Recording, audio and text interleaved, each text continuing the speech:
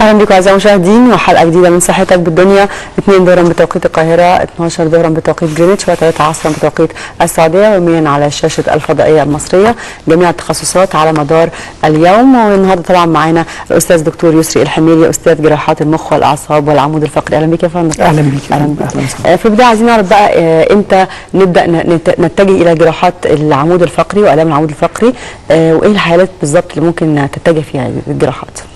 الحقيقه طبعا كل مريض عنده مشكله في العمود الفقري لابد ان يتجه من الاساس الى طبيب متخصص.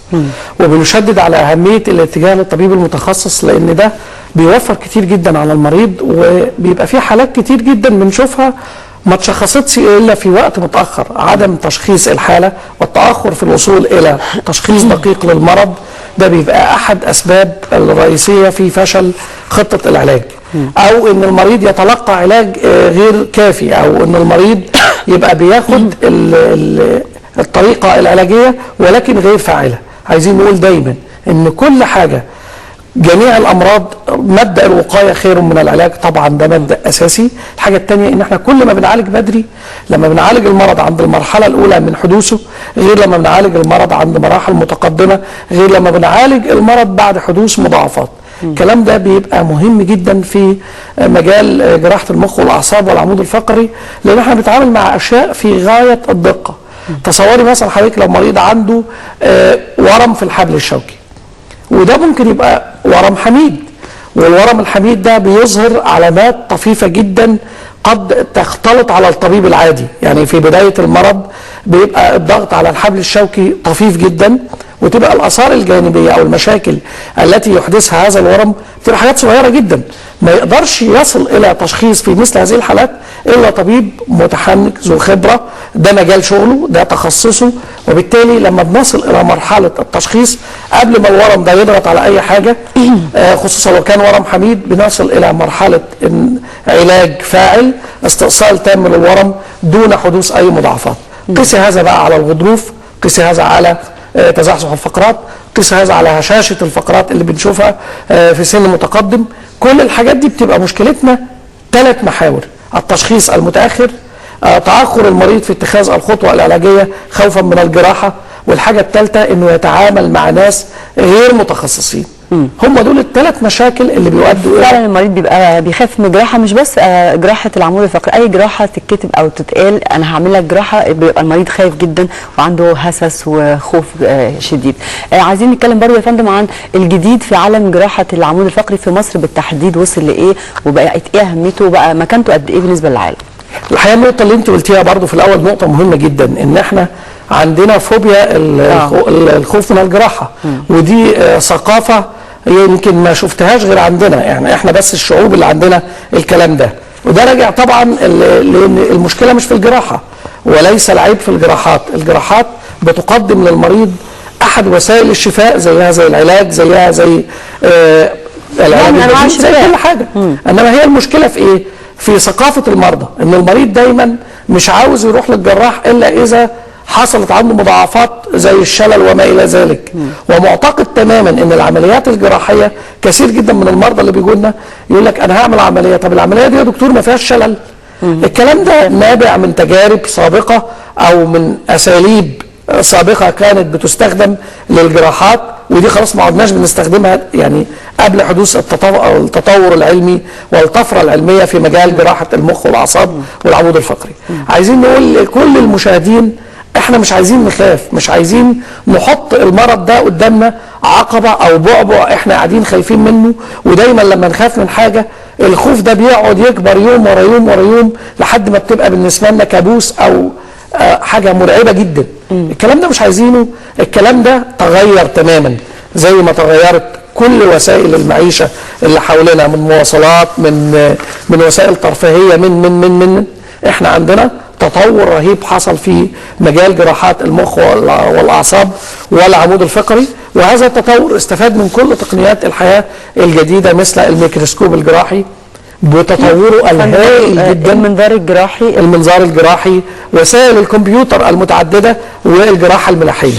كل هذه التطبيقات طبعا والليزر وما الى ذلك، كل هذه التطبيقات احنا العلماء يعني يوميا بيحدثوا لنا الجديد والجديد، وبنحصل ان احنا بيبقى عندنا تطور يوم بعد يوم في مجال الجراحات لخدمه هدفين اساسيين.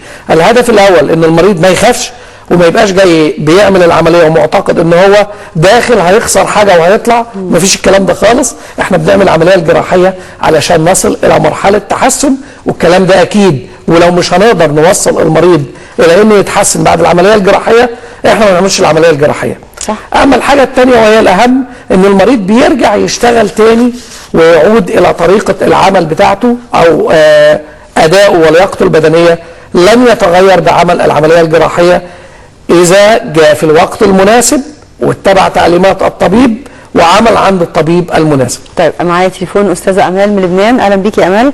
أهلا مرحبا يا لولو. أهلا بيكي. أهلا. ازيك يا حبيبتي؟ الحمد لله تمام. حبيبة قلبي، بدي أسأل الدكتور سؤال لو سمحتي. طبعا. يعطيه العافية، كل سنة وهو طيب. يا فندم أهلا بيك. الله يخليك. حدث الدكتور الكريم في أخويا بألمانيا عمره 55 سنة، معه مشاكل بالعمود الفقري. هلا هو عمل 4 عمليات بظهره، هو معه السكري ومعه الضغط.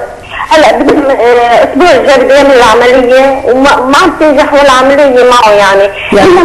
بدنا من حضرتك الكريم نوصل. طب خلينا ناخد بس حاجه كده. هو عمل العمليات الجراحيه دي في انهي منطقه في الظهر وفين تحديدا؟ عملها من تحت من العصعوص الظهر يعني. عملها فين؟ في انهي مكان؟ من اسفل يعني من تحت يعني. لا في المانيا ولا فين؟ بألمانيا. نعم. كانت المشكله ايه؟ انزلاق غضروفي ولا كان عنده مشكله في العمود الفقري؟ لا هو معه بالعمود الفقري، بعدين اثرت على رقبته، رقبته ما بيقدرش يحركها. يعني هو عمل عمليه في الظهر، في اسفل الظهر، في الفقرات القطنيه، ودلوقتي بقى بيشتكي من الفقرات العنقيه. بالظبط مظبوط. سؤال حضرتك تحديدا ايه؟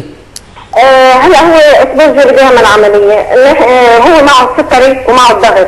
أيوة. يعني ايه النصيحه اللي بتنصحوا اياها علشان نحن نقول له اياها؟ ويعطيكم مليون الف عافيه وباي باي. شكرا أمال ليكي. طبعا مهم جدا ان المريض يبقى عنده وعي كامل بايه اللي اتعمل له، واللي اتعمل له ده حتى لو هو في المانيا او في اي دوله متقدمه. طبعا عايز اقول ان الدول المتقدمه دي اهم حاجه فيها ان المريض بيقعد امام الطبيب المعالج، بيقدر يعرف منه بشكل قاطع ايه اللي عنده وايه خطوات العلاج وهيتعمل له ايه تحديدا، واللي هيتعمل له ده تطبيقاته او انعكاسه على حياته الصحيه هيبقى ايه، وازاي يتعامل مع الحاله الصحيه ليه. هناك في وعي تام. وطبعا الكلام ده مش بقول هناك كده لان انا اخدت تعليم فتره من تعليمي في المانيا.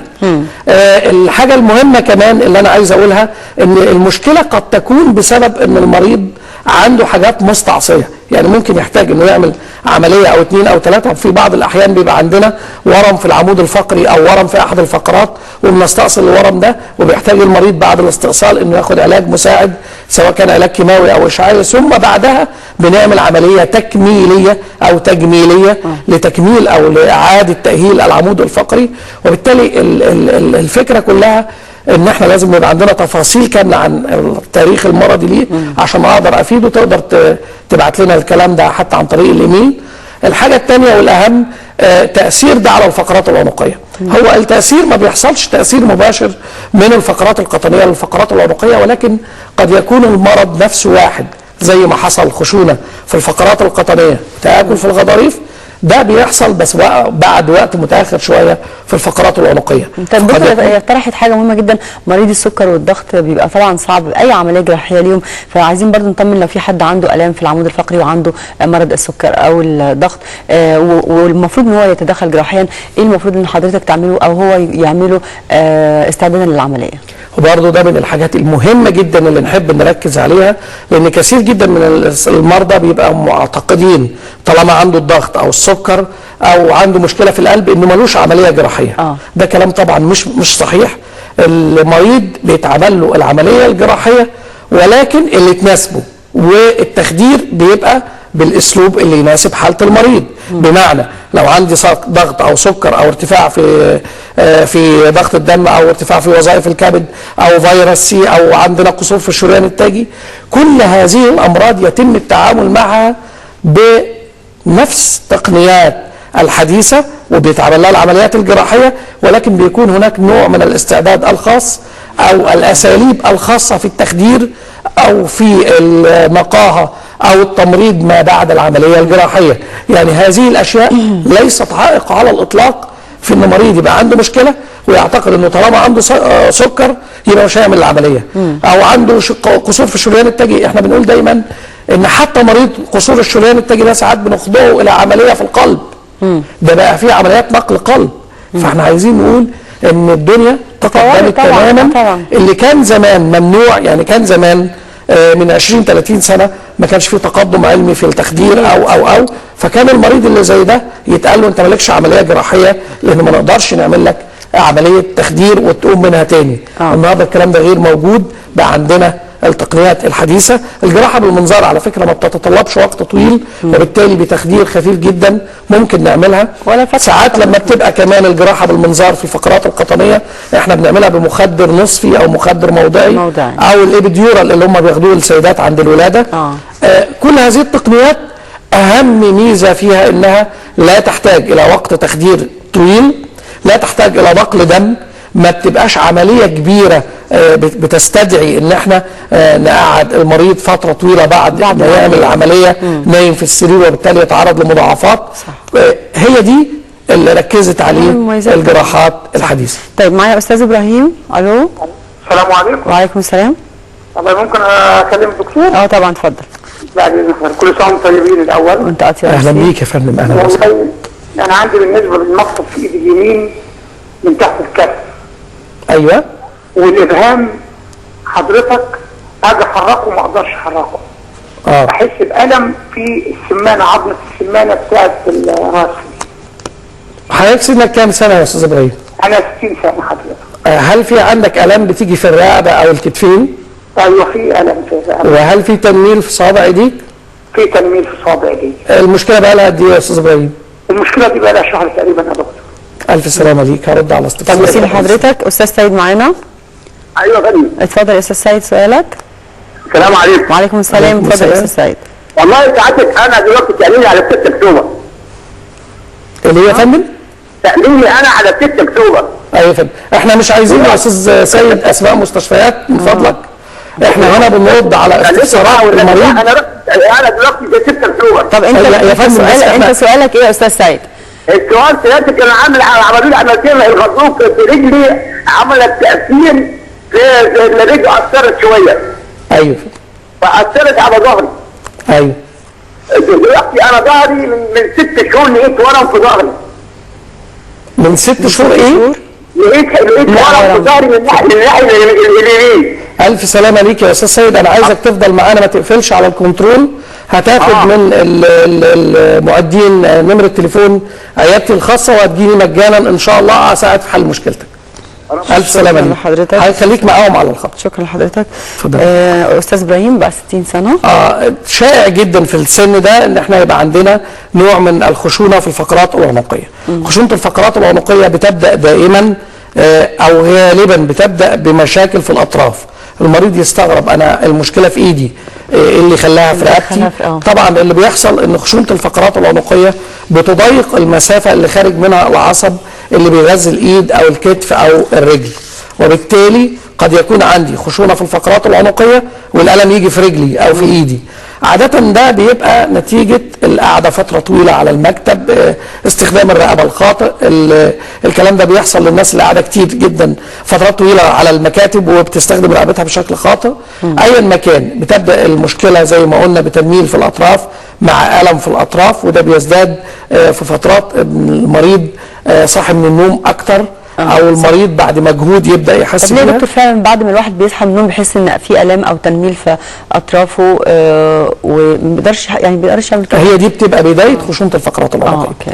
احنا بنعمل ايه؟ بنعمل اشعه بالرنين المغناطيسي على الفقرات العنقيه، لان مهم جدا لو احنا قدرنا في مرحله مبكره نشخص ان في خشونه في الفقرات العنقيه، بندي للمريض كورس علاجي ما بناخدوش حتى لا علاج طبيعي ولا تأهيلي، هو كورس علاجي بياخده على مدى 3 إلى 6 شهور وبيحسن بشكل قاطع المشاكل اللي عنده دي، وبنقطع الطريق على المرض قبل ما يحصل انزلاق غضروفي عنقي. طيب او مالي. انا عندي سؤال من تويتر، دكتور استاذ طارق نور بيسال عنده انعواج في الظهر، هل له علاج ام علاج طبيعي ام عمليه جراحيه؟ مشاكل انعواج الظهر او تشوه العمود الفقري، ومعظمها بتبقى مشاكل الانسان مولود بيها، بتبقى بتنقسم الى درجات. يعني احنا بنعمل اشعه على الفقرات وبناخد الاشعات دي نشوف درجه الانحناء او الميل او التقوس في العمود الفقري قد ايه، وفي مراحل معينه بنخضعها للعلاج الطبيعي والعلاج التاهيلي،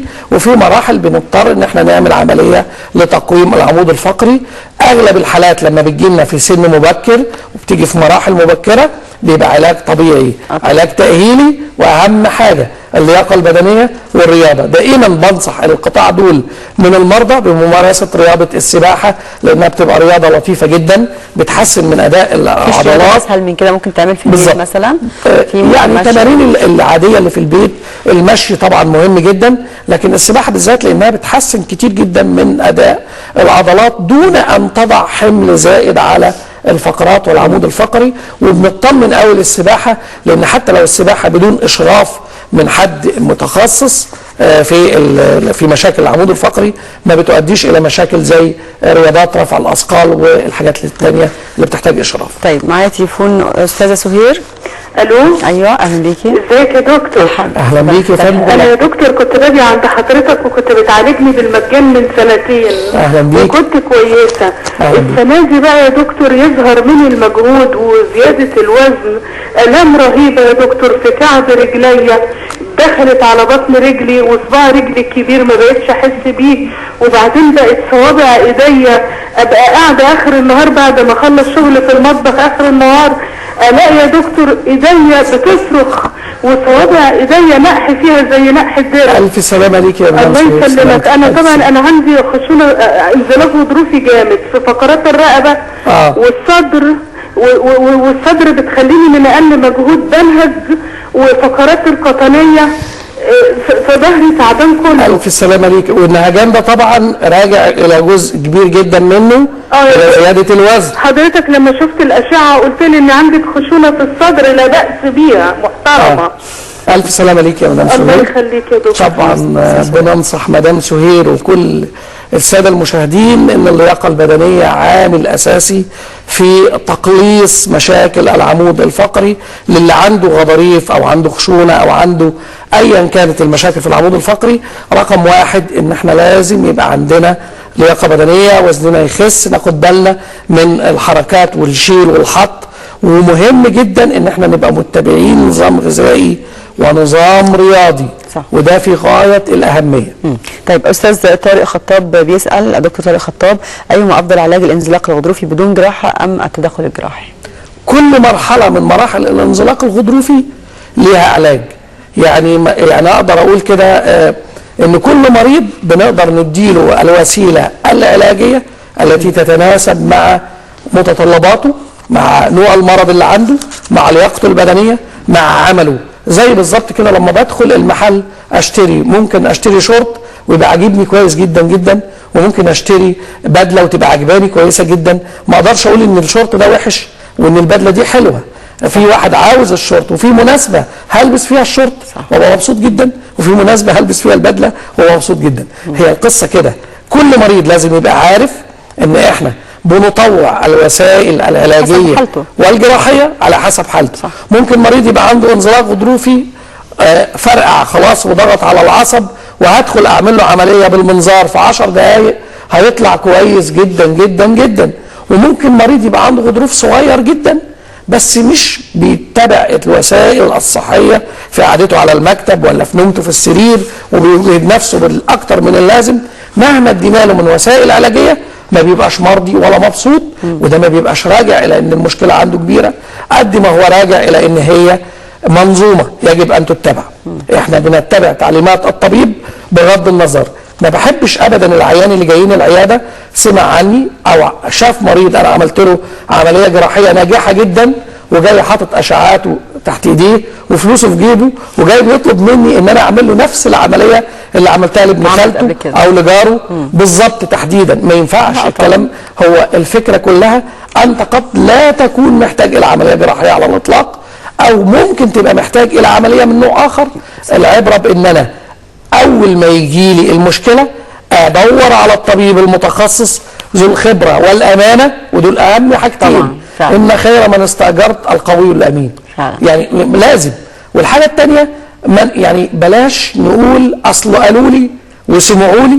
انا ده حاجه بتضايقني جدا في الناس، ان الناس بتتناقل الوسائل العلاجيه وبتتناقل الفتوى في الطب والدين عن طريق بعضها. ودايما بنقول ان السياسه كمان لا السياسه يعني هي نوع من انواع الترفيه، او زي ما بيقولوا الناس بتفك عن نفسها من اللي شايفاه. لكن احنا بنقول ان الطب والدين بالذات ما ينفعش افتي فيهم الا اذا كنت ذو علم وذو خبره. طيب عايزين نتكلم يا دكتور على الطرق اللي هي بتبقى حديثه لتخفيف الالام لمريض الجراحه او بعد كده العمليات الجراحيه، بيبقى عامل ازاي؟ ايه الطرق اللي ممكن تخفف من الالام؟ هو الحقيقه كل العلم الحديث، كل المؤتمرات اللي بنحضرها بره، كل الوسائل الجديده اللي بنجلبها من بره وبندخلها هنا في مصر بتنصب على ان احنا نعمل ازاي عمليه الانزلاق الغضروفي او تزحزح الفقرات او كسر الفقرات او خشونه الفقرات او اعوجاج العمود الفقري او استئصال ورم من العمود الفقري او جميع جراحات المخ سواء كانت نزيف او ما الى ذلك.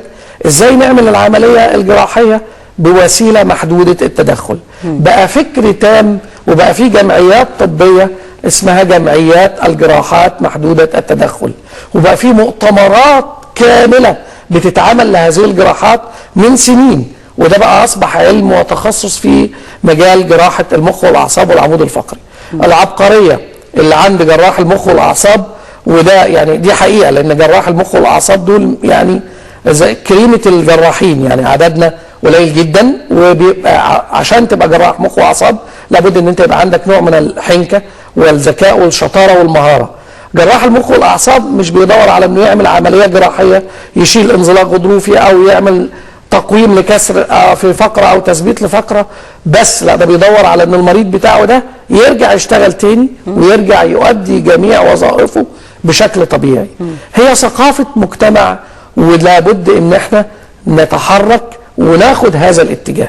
مهم جدا ان احنا نبقى عارفين ان احنا الوسائل الجراحيه الحديثه دي كلها بتنصب على اساسين اتنين: ان انا ما اعملش للمريض عمليه كبيره ليه تعمل اكتر ما ممكن تعمل اقل.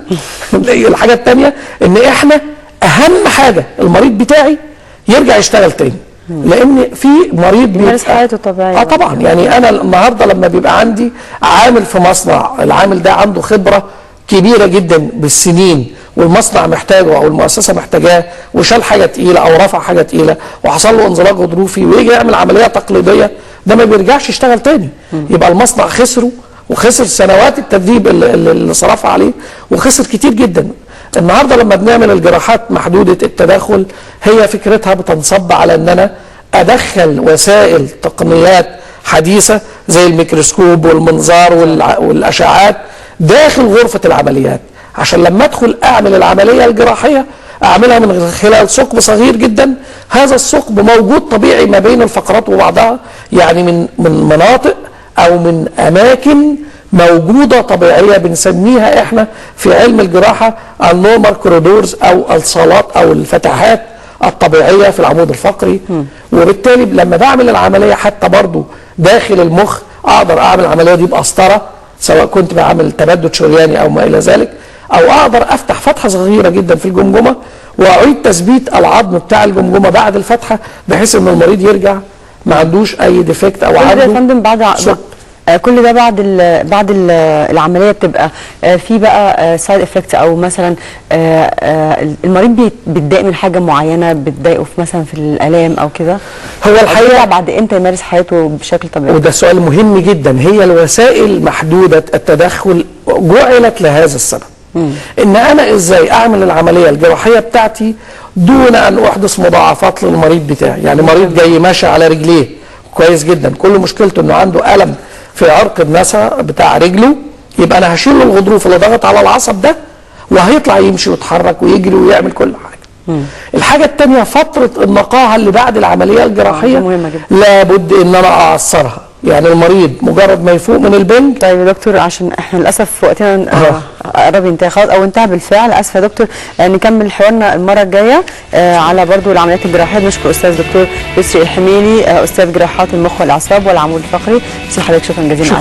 شكرا لكم اعزائي المشاهدين، نلقاكم غدا ان شاء الله حلقه جديده من صحتك بالدنيا.